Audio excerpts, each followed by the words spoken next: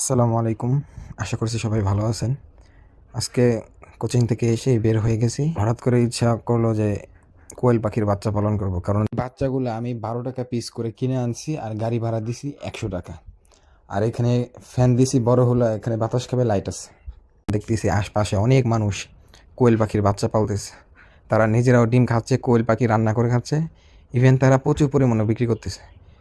এজন্য চলে আসি ফরিদপুর বড় বাজারে। ওখান থেকে কোয়েল পাখি দেখার পরে এই শুটকি মাছ কিনলাম, কারণ এগুলা দিয়ে মাঝে মধ্যে ভর্তা খাই। পরে বাজার থেকে এক হেঁসাইতে গেলাম, হেঁসাই থেকে কোয়েল পাখি আনছি, সাথে আবার ৪টে কাশি কিনছি। যেহেতু আমাদের গরুর ঘাস কাটার তেমন ভালো কোনো কাশি নাই, এই জন্য ৪টে কাশি এগুলা কিনে এরপরে আমরা বসে বসে আবার দেখলাম যে কাশি কীভাবে বানায়। ওটা এখন হিট দিবে, আবার হিট দিয়ে তারপর ওইটা ঢুকাই দিবে। মানে কাশিটাকে হিট দিবে, হিট দিয়ে কাঠের মধ্যে বাড়ি দিলেই একবার কাঠ গলে ভিতরে ঢুকে যাবে।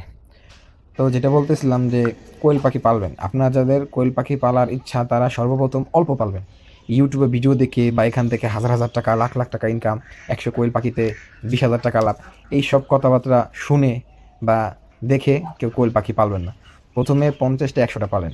আমি প্রথমে আজকে ৫০টা কোয়েল পাখি কিনছি। ৫০টা কোয়েল পাখি থেকে যদি প্রফিট পাবো ইনশাল্লাহ, প্রফিট পাওয়ার পরে এরপর আমি ১০০ আনবো। আর এরপর আমি নিজেই আমার যে মেশিন কিনবো, সেই মেশিন থেকে নিজেই ডিম ফুটাবো, ইনশাল্লাহ বিক্রি করবো।